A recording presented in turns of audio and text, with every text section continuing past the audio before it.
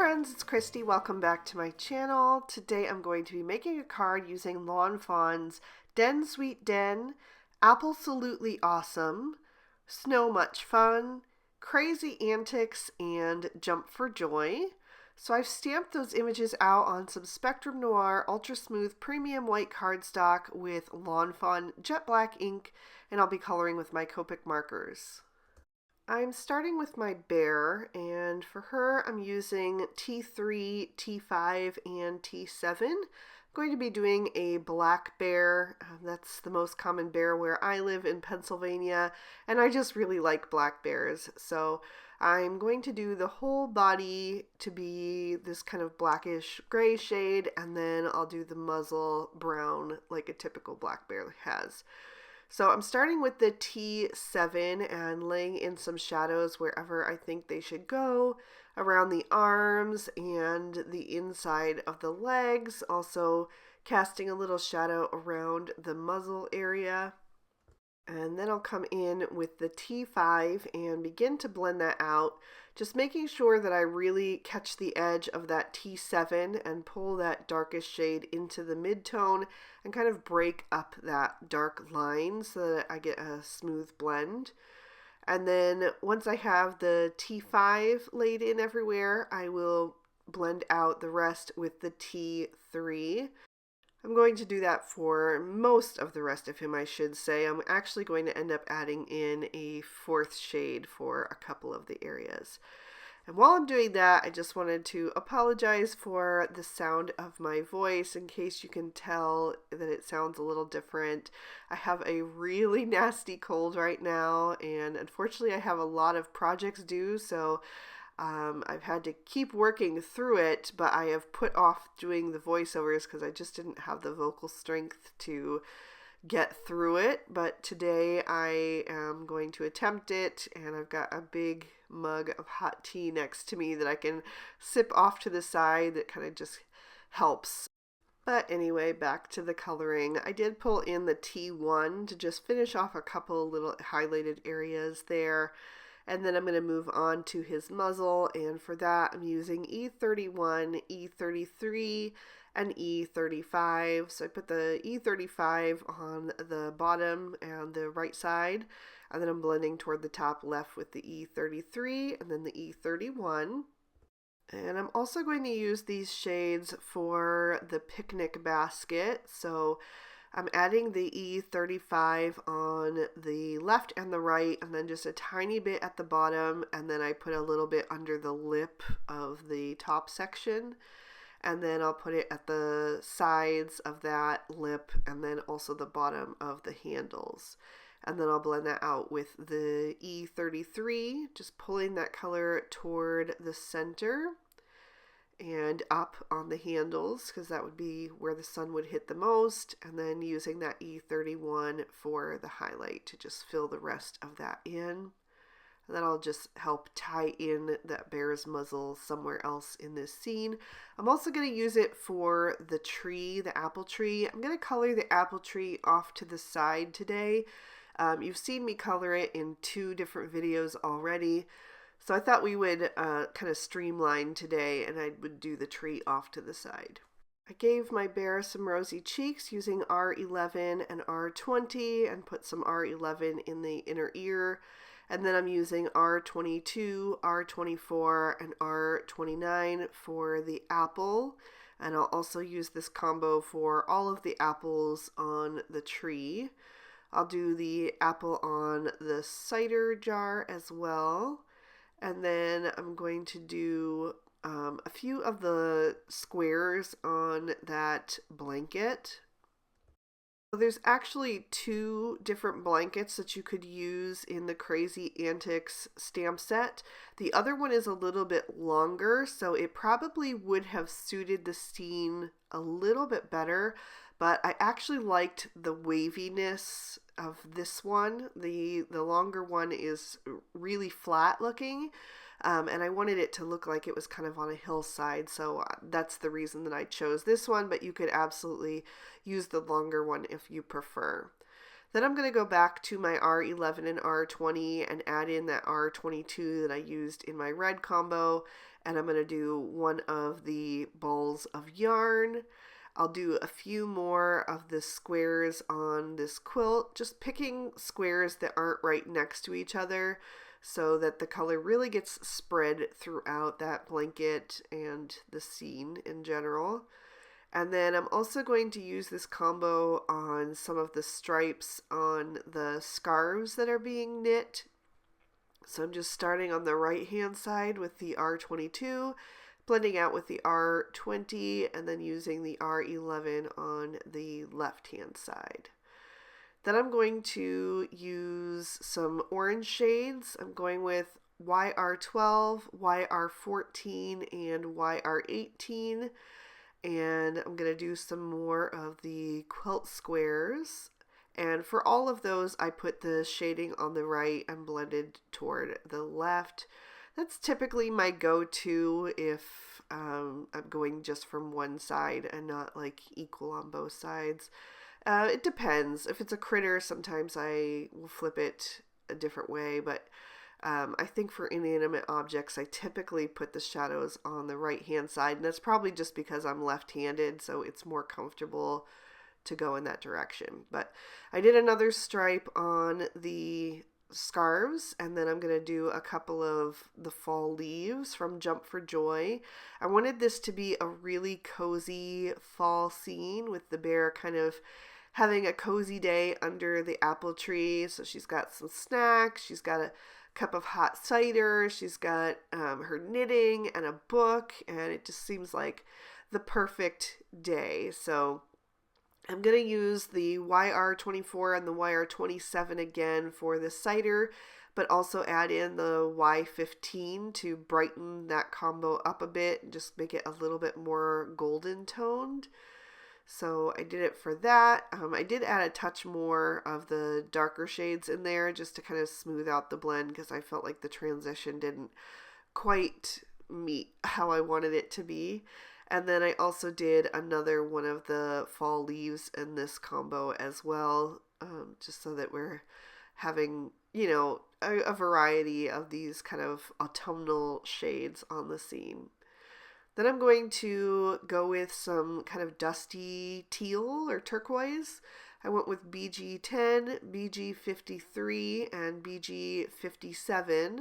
I'll add some more of the quilt squares, and I'm going to just jump around and do some more of the accessory images as well, kind of, creating little pops of color here and there on the scene, which is what I love to do. It kind of just helps draw your eye around to the various objects.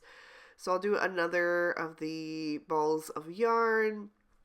I'll do another stripe on the scarves that are being knit. And I am going to do the cover of the book with this combo as well. So the book actually has a couple different light sources because the covers are bent, but the spine is facing directly up. So I'm putting my shadows on the covers closest to the spine, but the top part, I'm going to have the shadow at the top and the bottom. So I'm putting that BG57 first, then blending out with the BG53, and then I'll use the BG10 for the highlight. And that BG10 is so pale that it really works well with these more desaturated shades. I also did the lid on the cider jar, and I'm going to do the last fall leaf. I just think it's kind of fun to have an interesting color mixed in there, even though, there's probably not actually blue leaves. It's just a fun addition. It's a card, so we can make it however we want. I did decide to do one more quilt square, and then I'm going to go with some cool grays. I wanted these grays to look different than my black bear, so that's why I went with C1, C3, and C5, and I did the last ball of yarn, and I'm also going to do every other stripe on the scarves. And I used the C1 to add a little shading to the pages of the book. and I'll use the C1 and C3 to do the knitting needles, just really quick and easy. I did the C1 first and then just added a touch of the C3 and didn't even bother blending it out because it was so small. I'm also going to do a few more of the quilt squares. I just think it makes it interesting to have like this mixture of the warm tones and the cool tones. So the warm tones are your typical fall shades, the reds, oranges, and yellows, and even the pink, but then throwing in a little bit of that dusty turquoise and that cool gray in there just mixes things up a bit. So my last combination that I'm going to use is the greens. I'm using YG11, YG13, and YG17. I did the final stripe on that little bit of knitting and then the squares on the quilt. And then I did the leaves on the apple trees. And then I'm going to go back to some of the other combos that I used for the rest of the images. So I'm going to go back to the cider combo. I did add in the YR21 in there as well, though, because the YR21 kind of helps transition the Y15 to the YR24. And how I do that is I lay in that YR21, after the YR24, and then I basically color right over it with the Y15, and having that little bit of a duller yellow shade underneath the Y15 helps smooth that transition on that larger area for that scarf. And then I went back to the C0 and C1 for my mug, and then I'm going to add a little bit of tea or coffee or cider in there with the E44. In this case, it's probably cider since we have that jug there. And then I'm going to go back to my pink combo with the R11, R20, and R22 and add like a stripe across it, like a thick stripe. So I used the R22 on either side and then blended that out with the R20. And then I'll come in with the R11 and kind of fill that in and just smooth out those lines a bit. And once I'm done with that, I'm going to trim all of these images out with their matching dies, including the apple tree, which you can see there. For the background, I'm going to take a piece of Bristol Smooth Surface cardstock and create a cloudy sky using some Salvage Patina Distress Oxide Ink and the cloudy stencil from Lawn Fawn. So I'm just starting on the edge of that stencil and pressing down firmly so that I get more saturation of color right as I leave the stencil. And then I start to lift up a bit so it kind of fades as I go up the panel and you get that hazy, dreamy look. And then I just turn my stencil so I get a different cloud formation each time, just to mix it up a bit. And you can put these as close or as far apart as you want to, but I think I did 4 total clouds, just to make sure it showed all of them in the final card, but I think only 3 of them actually did. So once I'm done with the 4th cloud formation, I'm just going to add a little bit of ink down toward the bottom in case, like I said, if any of that would show, it wouldn't just be stark white. And then I'm going to press some of that ink onto an acrylic block and add some water to it. And I'll mix that up with a thin paintbrush and tap it off the side so I get some nice small splatter droplets, just to add a little bit of interest and movement into the scene. And then once I'm done with that, I'll set that panel aside to dry. And in the meantime, I will work on the grass, and I did use the Slimline Grassy Hillside Borders for that, even though it's just a regular standard size card that I'm creating. I like the Slimline dies because you can shift them and make sure you get the portion of the grass that you want to appear on the card. So I'm going to blend some Distress Oxides on there, starting with Twisted Citron up at the top, and then beneath that I'm going to add some Mowed Lawn. I will go back and blend out the transition between those two just carefully so I don't bend those grasses. And then down at the bottom, I wanted to darken that up a bit, so I'll use some Rustic Wilderness. So I'm going to add that on the lower third of that grassy section. And then I'll go back to my Mowed Lawn Distress Oxide tool and just kind of blend out once again. Then I'm going to press both the darkest and the lightest two shades onto the block. And I'll do the same process, adding a little bit of water, mixing that up, and then tapping it off the side of the block to get those small droplets, starting with the lighter shade and then going in with the darker shade as well. And then I'll set this panel aside to dry. So next I'm going to work on my sentiment, and I wanted to heat emboss that onto some Storm Cloud cardstock. So I just dusted that with my Rabbit Hole Designs powder tool, and then I'm inking up the sentiment with Versamark ink, just a clear sticky ink that works great for embossing. And I'm stamping "Have a Berry Cozy Day" from Den Sweet Den. And then I'm going to coat that in some white embossing powder from Lawn Fawn. I really like this embossing powder because it's a nice bright white, making sure that those letters are really well coated. And then I'm going to heat up my heat gun off to the side for about 30 seconds. Then I like to bring it to the back of that cardstock first, so that it just helps eliminate any warping. It kind of bends it backwards, and then when you bring it to the front, it bends it forward again, so it kind of straightens it out. Just make sure that's all nice and melted, and then I'm going to stamp on the inside of my card. I created the card base using guava cardstock, and I scored and folded it to a standard A2 size card. And I am stamping in Lobster ink a sentiment from the Better Together stamp set that says "You are amazing," and then the images inside are also from Den Sweet Den. So once those panels were dry, I die cut both of them using the outside in stitch rectangle stackables. Actually, the grassy piece I had die cut already before, but I did die cut the cloud piece to match. So I'm just adhering those together with my liquid glue, and then I'm going to grab my apple tree. I know that I wanted my apple tree to go off the edge of the scene, so I'm going to add some liquid glue and then add that to the right hand side of my card, just kind of figuring out where I want it.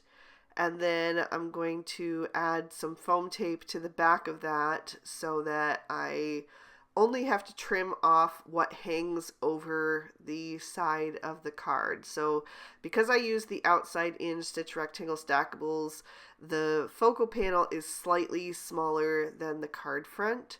So I'm going to add some foam tape to the back. I'm using my Scotch 3M foam tape, which is my favorite. And then I will peel off those release papers, line that up on the front of the card where I want it, see if there's any of that tree overhanging off the edge, and there was just a tiny bit, and then it wouldn't fit in the envelope correctly, or if it did, it would get bent there. So I'm just going to trim off that tiny little bit that's hanging off the side. And now I'm ready to bring in the rest of my images and figure out this scene. So I want my bear to be holding the mug, but also wearing the scarf. So that was a little bit tricky to figure out because the scarf needed to go behind the mug. So I'm going to trim that scarf down just a little bit because it had too much of a white line there at the top, and I just wanted to cut off a little bit of that. And then I'm going to glue that in place first once I get it figured out how I want it. And then I'm going to kind of just bend the bear backwards a little bit so that I can squeeze a little bit of liquid glue behind that mug without having to remove it from her arms completely, because it would have been just a little bit tricky to do. So once I have her figured out, I'm going to see where I want this blanket to go. I want her to be leaning up against that tree and then sitting mostly on that blanket, but I also wanted enough room on the blanket for all of the little accessory images, so she'll be a little bit off, but like I said, if you wanted her to be on completely, you could use the larger blanket from the Crazy Antics stamp set. Then next I'm going to work on the picnic basket. So that's what she used to bring all of her fun little activities for the day. So I'm going to take one of those yarn balls, the gray one, and add it to the space between the handles on the back. So just making sure that I've glued that down in the right position. And then I'll add some more liquid glue to the back of the basket, but I didn't put any behind the handles so that I can still tuck things inside. And I added the basket so it's a little bit behind her scarf so that it just integrates everything together into the scene a little bit. I'm going to put the cider jar over to the right hand side, and then I'll have her other little balls of yarn, well, one of them kind of hanging out over on the left hand side, and then this little bit of scarf that she's been working on, I'm going to have that kind of hanging out of the basket as if she's brought a project that she's already been working on at home maybe.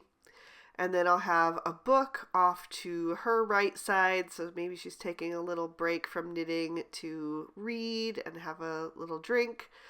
And then it's just kind of figuring out where I wanted the other accessories to go. I added an apple beneath the tree so that she has a little snack. And it also looks like maybe it fell down from the tree right there. Or perhaps she picked it. And then I'm going to add some of these leaves here and there as well to just help it look like a fall scene. So the leaves on the apple tree haven't changed yet, but the other leaves are just kind of blowing around from the park where she's at, and they've kind of gotten caught up on these little accessory images. So I added another ball of yarn kind of tucked behind her foot, and another leaf, and then I'm just kind of figuring out where I wanted the rest of her knitting to go. Decided to add that more toward the left hand side a bit, kind of hanging off the blanket. And then I have one more leaf that I decided to tuck inside the picnic basket so that it kind of just added a little bit more height over on that side as well. I've cut my sentiment down into thin strips so that I can have it coming down that left-hand side and filling in the space. So I just laid that out how I kind of want it to go, and then I'm going to start adhering that down, putting it kind of a little bit shifted left and right, or right and left actually, but just kind of staggered a bit to give it a more whimsical look. So it's going to say, have a very cozy day.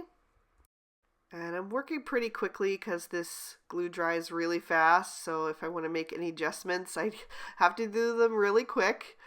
I decided to kind of shift them a little bit further. And then to finish things up, I'm going to add a touch of glitter using my favorite Stardust Stickles. Just a few places here and there. I put it on all of the apples and then all of the fall leaves. And a little bit on the pink band of the mug as well, just to have it kind of in the main image. So that's going to complete this card. I'm going to lift that up to the camera so you can see all of that sparkle and shine. And I'll give you another peek at the inside. I really like how this one turned out. I had a vision in my mind, and sometimes they don't always translate onto the card well, but this one came out pretty much how I envisioned it, so I hope you guys enjoyed it. If you did, please be sure to hit that like button and subscribe. Ring that notification bell so you never miss a video. I post new ones every Monday and Friday. All of the products I used today will be listed and linked for you in the description bar below if you'd like to pick up any for yourself. And if you'd like to keep watching, here are 2 extra videos I thought you might also enjoy. Thanks so much for watching. Bye-bye.